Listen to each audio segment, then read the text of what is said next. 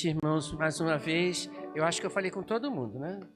Se eu não falei, o problema é meu. Você deixou, né? Deixei você passar. Então, eu falo agora. Boa noite. Essa música que acabamos de entoar através, né, da voz dos nossos irmãos, o Glaucio e o conjunto ali atrás, olha para mim, olha para mim. É uma coisa interessante quando nós, infelizmente, olhamos, ou melhor, temos uma visão errada das coisas de Deus e até mesmo de nós mesmos. De nós mesmos. De manhã eu fiz uma pergunta, né, na hora da mensagem. Por que você veio à igreja?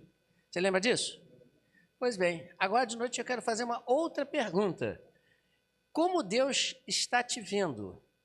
Da mesma forma que você está te vendo, da mesma forma que você vê o outro, como Deus está te vendo? Hoje nós vamos estar, daqui a pouco, celebrando a ceia do Senhor. E eu queria ler contigo, em 1 Coríntios, capítulo 11, quando Paulo chega para aquela igreja e ensina a eles sobre a ceia e o comportamento que aquela igreja deveria ter diante de Deus e daquele momento em que eles estariam relembrando o sacrifício de Cristo. A ceia nada mais é do que um momento em que você e eu nos recordamos daquilo que Cristo fez por nós, como Ele te via, como Ele te vê e como você se enxerga. Paulo diz assim no versículo de número 17 até o versículo de número 34, perdão. Primeira carta de Paulo aos Coríntios, capítulo 11, 17 a 34. Diz assim então o texto: Entretanto, nisto que lhes vou dizer, não os elogio, pois a reunião de vocês mais fazem mal do que bem. Em primeiro lugar, ouço que quando vocês se reúnem com a igreja, há divisões entre vocês e até certo ponto, eu creio. Pois é necessário que haja divergência entre vocês para que sejam conhecidos quais dentre vocês são aprovados. Quando vocês se reúnem, não é para comer a ceia do Senhor, porque cada um coma a sua própria ceia sem esperar pelos outros. Assim, quando um fica com fome, o outro se embriaga. Será que você não tem casa onde comer e beber, ou desprezam a igreja de Deus e humilham os que nada têm? Que lhes direi? Eu os elogiarei por causa disso? Certamente que não. Pois recebi do Senhor que também lhes entreguei, que o Senhor Jesus, na noite em que foi traído, tomou o pão e, tendo dado graças, partiu, disse: Isto é meu corpo que é dado em favor de vocês. Façam isto em memória de mim. Da mesma forma, depois de ceiar, ele tomou o cálice e disse: Este cálice é a nova aliança do meu sangue. Façam isso sempre que o beberem em memória de mim. Porque sempre que comerem deste pão e beberem deste cálice, você anunciam a morte do Senhor até que ele venha. Portanto, todo aquele que comer o pão ou beber o cálice do Senhor indignamente será culpado de pecar contra o corpo e o sangue do Senhor. Examine-se cada um a si mesmo, e então coma o pão e beba o cálice. Pois quem come e bebe sem discernir o corpo do Senhor, come e bebe para a sua própria condenação.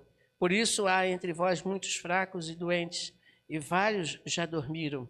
Mas se nós tivéssemos o cuidado de examinar a nós mesmos, não receberíamos juízo.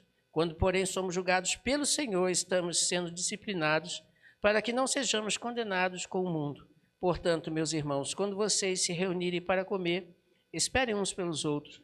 Se alguém estiver com fome, coma em casa, para que quando vocês se reunirem, isso não resulte em condenação. Quanto mais, quando eu for, lhes darei instruções. Paulo, para você se situar bem no contexto, ele está escrevendo uma igreja que tinha um grave problema. Eles faziam discriminação entre eles mesmos. Sabe como é que é? Discriminação? Você sabe o que quer dizer discriminar? Você faz o quê? Considera alguns fazem diferença entre outros, né? Você coloca um à parte, fazem grupinhos. Esse negócio é mais ou menos assim que funciona. E aquela igreja tinha esse problema sério. Tinha grupos para todo quanto é lado. E havia ali muitos problemas. Dentre eles, o problema entre aqueles que eram considerados ou eram livres na sociedade e os que eram escravos. Naquela sociedade existiam os escravos, crentes em Cristo, convertidos, mas escravos. Eram pessoas compradas. Então, quando eles se reuniam, entre outras coisas e entre outros problemas, havia uma grave dificuldade. Aqueles que eram livres reuniam a hora que bem entendesse. Igual a gente aqui, né? Nós fazemos nossa reunião, determinamos um horário, é nesse horário que nós vamos começar. Se tivermos que fazer uma reunião, como fizemos agora há pouco, uma reunião muito maravilhosa, abençoada, de liderança, nos preparando para o segundo semestre de 2024, né? Nós marcamos o horário e vem. Tudo bem, ótimo, maravilhoso por isso. Pois bem, mas naquela época tinha um grupo, como eu falei, que aqui hoje não tem. Graças a Deus não tem. Aqueles que eram escravos. Você, no máximo, pode comparar ao empregado. O empregado tem hora para sair e hora para entrar. Então, se nós marcarmos uma reunião durante a semana, 3 horas da tarde, aqueles que trabalham terão um pouco de dificuldade. Concorda comigo? Nesse horário eu estou trabalhando. Não posso sair do meu emprego. Tenho dificuldade. E aí não vem. E isso acontece hoje. Naquela época ainda era pior, porque os escravos não podiam sair a hora que bem entendesse. Só podiam sair quando liberados. Chegavam para o seu senhor, né? Eu posso sair tal hora? O senhor, se fosse bonzinho, ele dizia depois do serviço, pode sair. Se ele não fosse, não vai sair não.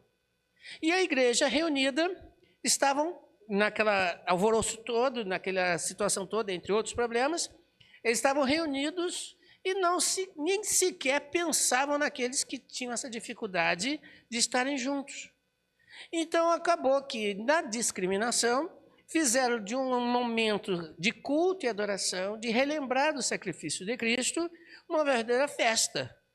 Festa onde as pessoas comiam até botar para fora, porque também tinha isso naquela cultura, ou então bebiam até ficar tonto, trocar as pernas. Tinha isso. O pessoal fazia isso. E aqueles que não tinham condições financeiras ou então eram escravos, não podiam participar, eram deixados de lado. E aí Paulo entra com esse texto que nós acabamos de ler. Vocês não estão entendendo que a igreja é o corpo de Cristo? É uma família? É um grupo reunido para adorar a Deus? E que este momento não é um momento para banquetear-se, encher a barriga, ficar bêbado, tomar até cair. Não. Este momento é um momento em que vocês devem estar reunidos como família para, juntos, celebrarmos aquilo que Cristo fez, lembrar aquilo que Cristo fez na cruz do Calvário, alguns anos atrás. Porque quando Paulo escreve isso, tinha passado alguns anos atrás. Para nós já passaram bastante, né? Bastante anos desse negócio, mais de 2000 anos, né? Então, mas para aqueles, naquele momento, alguns anos atrás. Pois bem, e aí Paulo fala, olha, eu não concordo com o que vocês estão fazendo, não tem elogio a ser feito sobre isso, pelo muito contrário, tem uma crítica séria para com isso. Vocês precisam se examinar, vocês precisam sondar os seus corações, para que naquele momento, que nós estaremos inclusive participando daqui a pouco, possam participar tendo a consciência do que vocês estão fazendo. Mas Paulo coloca uma coisa interessante. Se você se examinar por você mesmo, você não vai ser condenado, porque você se justifica. Você tenta vamos dizer assim, argumentar com aquilo que você sabe que está errado, mas não dá o braço a torcer. Nós temos esse negócio. Nós, seres humanos, não gostamos de encarar nossas falhas, os nossos erros. Não costumamos olhar para nós mesmos, olhando para nós mesmos, e aquilo que não é bom, você geralmente faz, ou eu também, todos nós somos iguais, não sou imune a isso, jogar ou atribuir aquele problema a outra pessoa. O problema é dele que é escravo. Quem mandou não pagar as dívidas, ou quem mandou nascer numa casa de escravos, o problema é dele que tem que se virar. Eu estou bem, eu estou tranquilo, vou fazer a minha parte, e a minha parte é problema dos outros, quem não puder. Né? E às vezes nós fazemos muito disso. E aí quando Paulo diz que como você precisa se examinar, ele diz, você precisa ser examinado também por Deus. Você precisa que Deus te olhe, que Deus te avalie. Como você está diante de Deus? Como você está diante do Senhor? Ele sim tem o verdadeiro olhar. Porque Deus, a palavra nos diz, Ele não nos olha pelo exterior, mas que está em nosso coração. Eu não sei o que passa no coração das pessoas. Não sei mesmo. Não tenho capacidade de adivinhar pensamentos e corações de ninguém. Não tenho, e ninguém tem condições de me avaliar também. Meu pensamento que passa na minha cabeça, ninguém. O único é Deus, que conhece meu coração, que conhece a minha vida. Então, quando eu olho para dentro de mim, eu não posso olhar com o meu olhar, eu tenho que olhar com o olhar de Deus. Consciente de que o que eu estou vivendo dentro do meu coração, que ninguém sabe, só Deus sabe. Consciente de que se aquilo está certo ou errado, Deus está vendo. Por isso Paulo diz que muitos comem e bebem para a sua própria condenação, porque comem e bebem sem discernir o corpo de Cristo. Ou seja, participam de um momento especial, participam de um momento de culto e adoração, sem olhar para dentro de si, achando que está tudo bem, justificando-se a si mesmo e participam de forma errada. Porque muitas das vezes, dentro das nossas vidas, dentro dos nossos corações, há alguma coisa que Deus está olhando, está apontando e nós não estamos querendo ver. Porque ver a gente vê. A gente não quer ver. A gente não quer aceitar. A gente não quer concordar. Mas a gente precisa.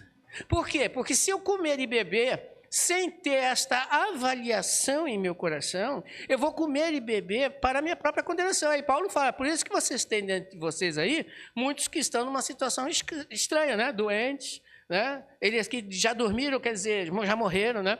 Muitos de vocês estão passando por dificuldades porque vocês estão sem se examinar. Eu não posso, volto a dizer, examinar ninguém aqui. Eu não posso olhar, por exemplo, para o coração do irmão Dalto e dizer, irmão Dalto está com um problema sério, irmão Dalto, porque o seu coração está cheio disso, disso, isso. Eu não posso fazer isso.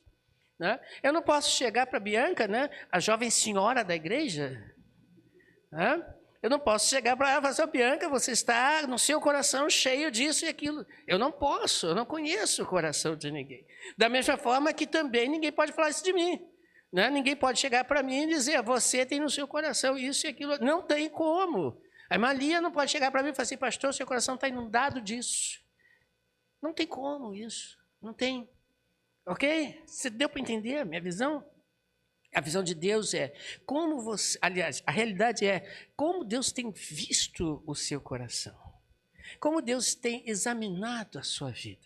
Será que você tem consciência de que Deus está te olhando, não o exterior, mas sim o interior? E aí, então, o que eu preciso fazer? Eu preciso entender que o sangue de Cristo derramado na cruz do Calvário é o único meio que eu tenho para que o meu pecado seja perdoado. Primeira coisa que eu preciso entender.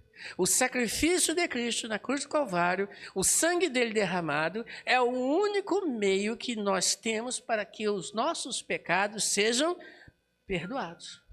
Certa vez o salmista disse, examine, sonda o meu coração e vê se há em mim algum mal. O que ele está fazendo? O que ele está dizendo com essas palavras? Olha, Senhor, aos meus olhos parece que está tudo bem. Aos meus olhos, o meu coração está direitinho. Mas, diante dos teus olhos, como está o meu coração? Porque muitas das vezes nós pecamos, erramos, por não conhecer o quê? As Escrituras. E é dela que nós temos a verdade. Então eu preciso olhar para mim mesmo, olhar para dentro do eu, através dos olhos de Deus, sua palavra, e examinar como eu estou diante de Deus. Porque eu preciso e quero participar dignamente de culto, de adoração, de louvor, de exaltação. Porque simplesmente participar por participar não leva ninguém a lugar nenhum, a não ser para a sua própria condenação, repreensão. Então, olhe para dentro de si. olhe para dentro do seu coração, porque o sangue de Cristo é suficientemente poderoso para perdoar toda e qualquer falha das nossas vidas. Outra coisa importante também eu não posso deixar de passar. O corpo de Cristo. O pão, né, que nós vamos daqui a pouco celebrar o corpo de Cristo, que foi moído pelas nossas transgressões. O corpo de Cristo também tem algo muito importante a ser visto aí. Como você está inserido neste corpo? Tem duas maneiras de estar inserido dentro de um corpo. Primeiro, como parte do corpo, e segundo, como algo que não é do corpo. Não sei se você conseguiu entender. Vou de novo. Algo que está dentro do corpo porque é do corpo e algo que não está dentro de um corpo que não é do corpo. Por exemplo, o pessoal da área de saúde sabe muito bem o que eu estou falando. O que é um parasita? O pessoal da saúde sabe o que eu estou falando. O que é um parasita? É algo que você colocou dentro do seu corpo sem querer ou querendo, aí é problema de cada um, né? Só que aquilo não faz parte do seu corpo e ele destrói o seu corpo. Uma carne de porco, por exemplo, deliciosa, né? Eu gosto de uma costelinha. Quando alguém quiser me chamar para comer, pastor, tem uma carne de porco, uma costelinha. Eu marco o dia e a hora eu estou lá. Não faço cerimônia. Agora, não esqueçam, frango, distância de mim. Mas bem, uma carne de porco mal preparada, você corre o risco de comer uma verminose. E aquilo dentro do seu corpo vai criar um grande problema. É um parasita. Está sugando de você as suas proteínas, sua energia, e pode te levar à morte, se não tratado, dependendo do parasita. Pois bem, o corpo de Cristo, você é parte do corpo de Cristo ou você é um parasita no corpo de Cristo? Pega pesado, né, pastor? Sim, porque você, se não faz parte do corpo de Cristo e junto dele parece que é e parece que está, vive como se você é um parasita. Palavra pesada, mas é uma verdade. Aonde quer sugar e só sugar. Aonde só quer desfrutar de Deus das bênçãos, aonde só quer desfrutar de Deus dos milagres de Deus, de Cristo, aonde só quer estar ali, meu benefício próprio. Só que Deus não se deixa enganar. Deus não se deixa enganar. Diz a palavra de Deus que quando Deus voltar para buscar a sua igreja, o seu corpo, ele vai separar, numa palavra bonita, o joio do trigo. Ele vai separar o que é do corpo e o que é parasita no corpo. E naquele dia, quando a igreja de Cristo subir, o corpo de Cristo que você realmente faz parte, vai com ele para as mansões celestiais.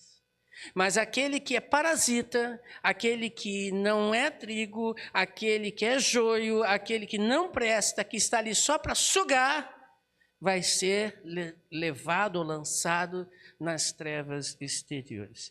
Tem muita gente que prega que isso não existe. Inferno, por exemplo, né?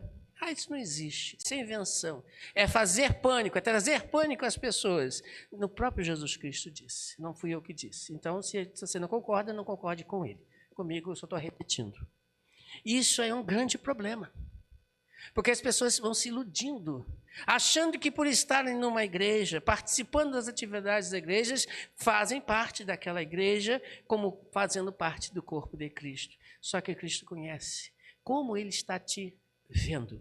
Ele está te vendo como parte do corpo ou ele está te vendo como um parasita do corpo? Eu não vou julgar ninguém. Eu não posso, como eu falei, não conheço os corações, então eu não posso julgar ninguém. Para mim, todos que estão aqui nesse ambiente e aqueles que estão em suas casas também, participando deste culto através da internet, para mim, todos são filhos de Deus. E vou tratá-los como tal. Agora, para Deus, aí isso é com ele. Eu não posso dizer nada.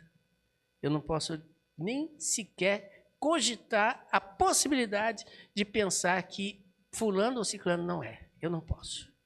Então, isso é com ele. Mas você sabe. Você pode olhar para dentro de si com os olhos de Cristo e enxergar como você está sendo visto por Cristo. Então, nesse momento, quando nós estivermos celebrando a ceia do Senhor, é um momento de reflexão também. É um momento de sondar os nossos corações. É um momento de pedir a Deus que avalie nossas vidas. Veja, Paulo não está dizendo, aquele que for perfeito, coma. Ele não está dizendo isso.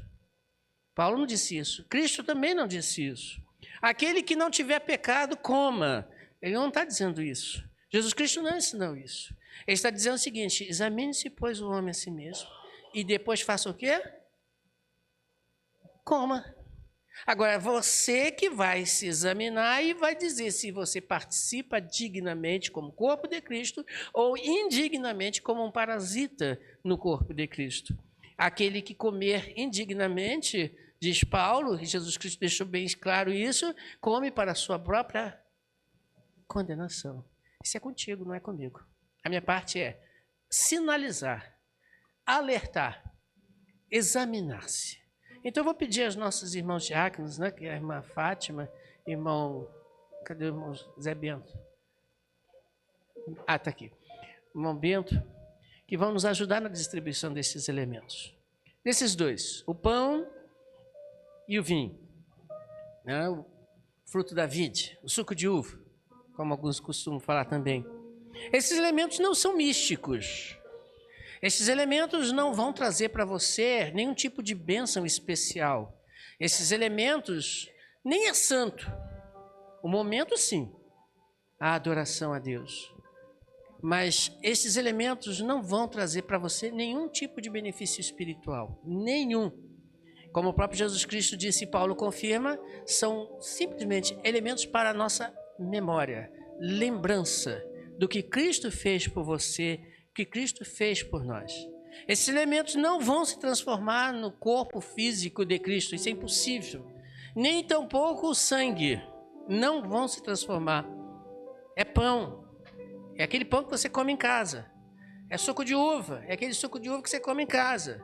Mas o simbolismo do lembrar do sacrifício de Cristo que está valendo aqui. Então, quando você estiver comendo o pão, você se lembre daquilo que Cristo fez por você. Deu o seu corpo para ser moído pelas nossas transgressões. Ser pendurado na cruz do Calvário, passando aquele escândalo terrível. Dores insuportáveis. Onde ele foi chicoteado, onde ele foi zombado, onde ele foi perfurado, aonde ele foi torturado. Até chegar naquele momento que ele diz, está consumado. E entrega seu espírito a Deus. E com isso ele venceu a morte, dando a você e a mim vida eterna. Então, quando estiver comendo este elemento, o primeiro pão, lembre-se disso. Quando você estiver bebendo o segundo elemento, que é o vinho, o suco de uva, da mesma forma, lembre-se que o sangue de Cristo é que te purifica de todo pecado.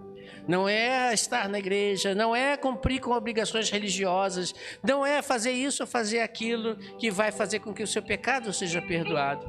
Não é nenhum tipo de penitência, não é nenhum de sacrifício pessoal que vai fazer você ser perdoado do seu pecado. O seu pecado vai ser perdoado, só foi perdoado pelo sangue de Cristo. E todo aquele pecado que você cometer, você pode dizer para Deus, perdoa, e Deus perdoa. Porque Ele já derramou seu sangue para te limpar e purificar de todo o pecado. Para que quando você fechar os olhos para este mundo, não dependa ainda de algo a ser feito. Ou alguma coisa tinha que ser feito para. Não, você ao fechar os olhos para este mundo, aquele que teve o sangue de Jesus Cristo derramado sobre sua vida, Ele vai abri-lo na eternidade junto de Deus. Não porque você é bom ou melhor, peca menos ou evita pecar, não, mas porque você deixou que o sangue dele purificasse de todo o pecado.